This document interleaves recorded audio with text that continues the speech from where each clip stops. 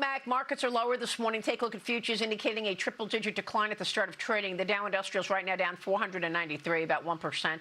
The Nasdaq is down 402, about 1.33%. President Trump just posted on Truth Social moments ago. He writes this: Iran's military is a complete and total mess. Much of it, like their Navy and Air Force, doesn't even exist anymore. They've completely been defeated. Iran is all talk and no action. The bully of the Middle East is dead. They've taken too long to negotiate a deal that would have been great for them. Now they will have to pay the price. The president writes this after the U.S. struck 20 targets inside of Iran yesterday, retaliating for Iran taking down an Apache helicopter, the U.S.'s helicopter. That's moving markets this morning, as well as this wave of new stock coming to market. We've got mega IPOs coming this summer, beginning with this Friday's SpaceX deal. It's drawing new concerns over valuations. SpaceX is set to debut its largest IPO ever on Friday. It's already 4 times oversubscribed. It's probably going to be 10 times oversubscribed by Friday.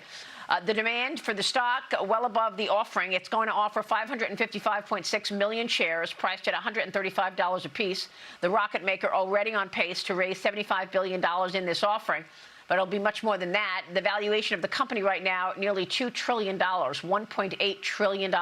Joining me now is the Bear Traps Report founder, Larry McDonald. Larry, good to see you. Thank you so much for weighing in here. On the one hand, we've got, more escalation here in the war in Iran. But on the other hand, this SpaceX deal is moving markets. It feels like people are selling tech to raise money to buy this deal. What are your thoughts on the backdrop here?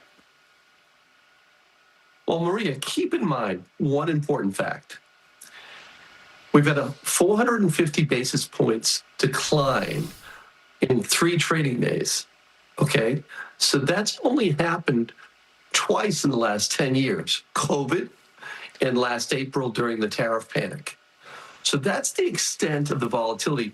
And to your point, the market's trying to absorb 150 billion of stock that's being dumped on the market in Google, secondary last week, plus the mandatory, plus SpaceX.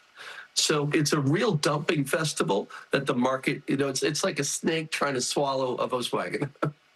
That's exactly right. Yeah, no, Google raising, you've got, Meta, Anthropic, OpenAI, all set to raise public capital in the months ahead. AI announced its public listing earlier this week behind Anthropic, which, filed a week earlier, targeting a $1 trillion valuation on that one. I saw earlier Supermicro also going to be raising money. So, Larry, when you've got all of these deals and all of this new stock, you think the market absorbs it? I mean, how do these deals trade, do you think?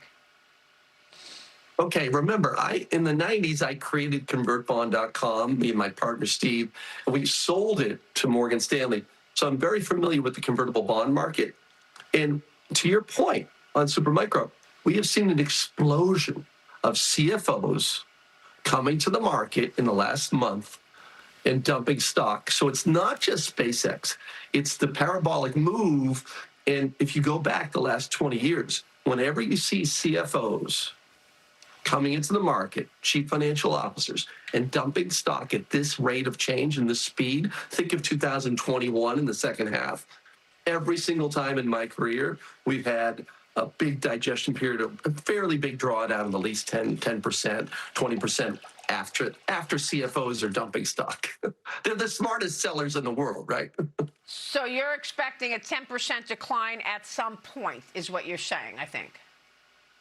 Well, I know it points to like near term. Like there's just like whenever you see, like in the third, fourth quarter of 2021, we saw a record convertible bond issuance. CFOs coming to market dumping stock. It typically means that something's coming at us right away. Mm-hmm.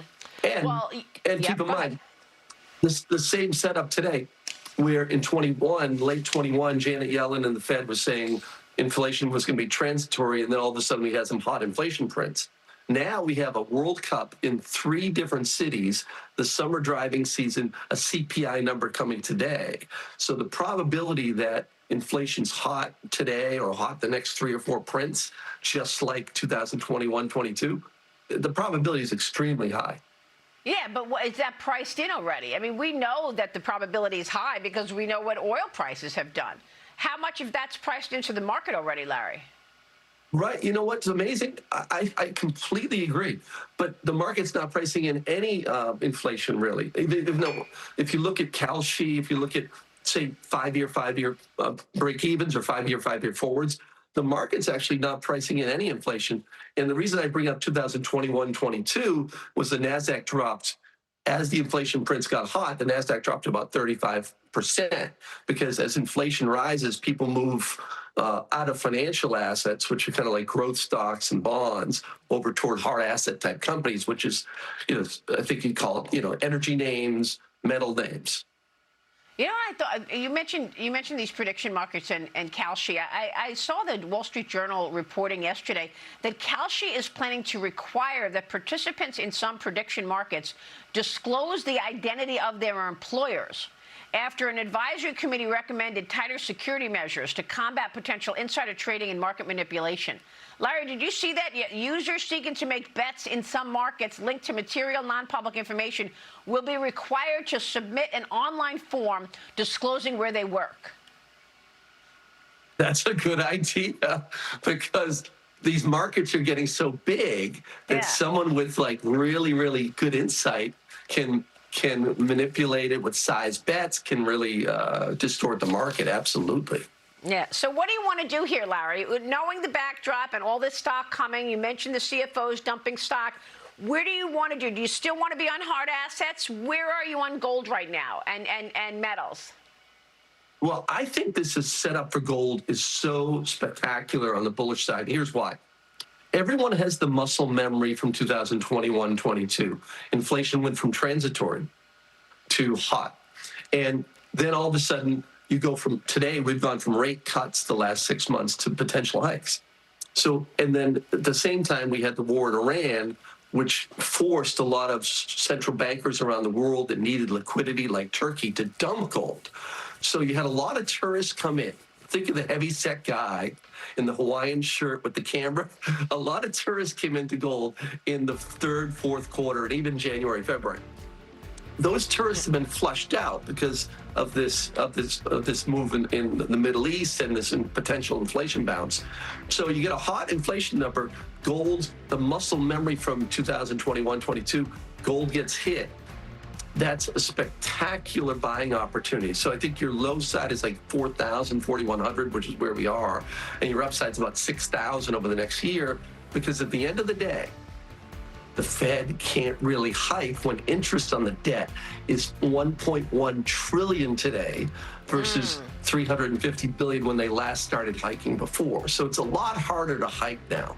Yeah, great point. Yeah, and I wasn't expecting it, but that, underlines it even further. Larry, great stuff. Thanks so much. Thanks, Maria. All right, Larry McDonald joining us. Quick break, and then part one of my interview with Senate Majority Leader John Thune coming up on Reconciliation 3.0, the Save America Act, and the rest of the president's agenda. Wisconsin Senator Ron Johnson is here to weigh in on the House passing the Senate's $70 billion immigration funding package last night. All Democrats voted no on funding ICE and CBP.